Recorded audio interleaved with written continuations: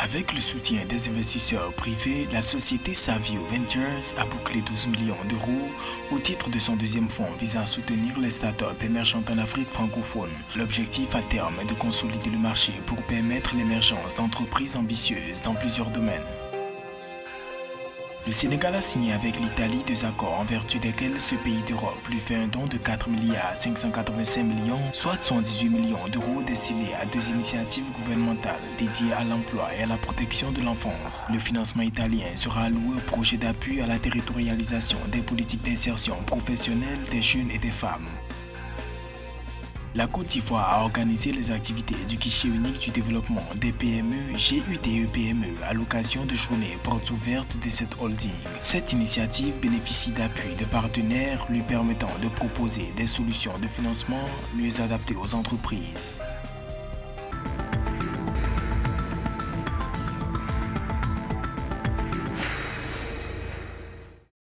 La société de capital risque Savio Ventures, spécialisée dans les startups africaines, a clôturé avec succès son deuxième fonds de soutien chiffré à 12 millions d'euros grâce aux souscriptions d'investisseurs privés. L'objectif de ce fonds est de soutenir et développer les entreprises émergentes dans la région francophone dans les domaines des fintech, health tech, climate tech et bien d'autres. En 2022, l'IFC de la Banque mondiale disait que 80% des startups africaines ont du mal à se financer. Les pays dont les startups sont les plus financés en Afrique sont le Kenya, le Nigeria, l'Afrique du Sud ou encore l'Égypte. Savio Ventures, à terme, compte investir entre 500 000 et 3 millions d'euros dans 15 à 20 startups post-revenus, misant sur la durabilité et le soutien actif au développement commercial de ces entreprises de portefeuille. En 2022, le montant moyen des transactions d'amorçage réalisées par les startups africaines a augmenté de 12% en glissement annuel pour atteindre 1,4 million de dollars selon le rapport Partech Africa 2022. Il faudrait renforcer les sources de financement possibles. Il faudrait que ces startups travaillent leur gouvernance. Par exemple, il faudrait initier des prêts à taux zéro, assouplir les impôts et les accompagner surtout en offrant des programmes de renforcement de capacité pour leurs gérants. Sur le marché, Savio Ventures se distingue en tant que pionnière parmi les sociétés de capital risque ciblant spécifiquement l'écosystème des startups en Afrique francophone, à un moment où la région suscite de plus en plus l'attention des investisseurs.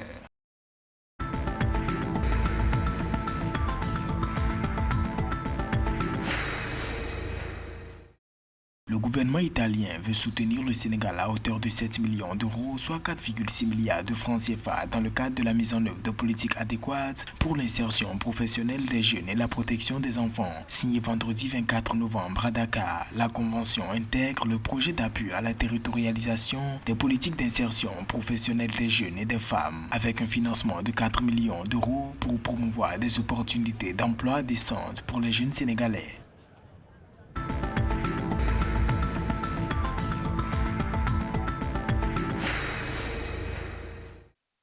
Pour faciliter un meilleur soutien des petites et moyennes entreprises en Côte d'Ivoire, le gouvernement ivoirien a lancé lundi 27 novembre 2023 les activités du guichet unique de développement des PME GUDE-PME à l'occasion de journées portes ouvertes de cette holding. À cet effet, il ressort que le secteur privé est à la base de la création de 4 emplois sur 5 et est au cœur du programme national du développement PND 2021-2025 avec des investissements privés attendus à hauteur de 75% du volume total de 59 000 milliards de francs CFA à réaliser.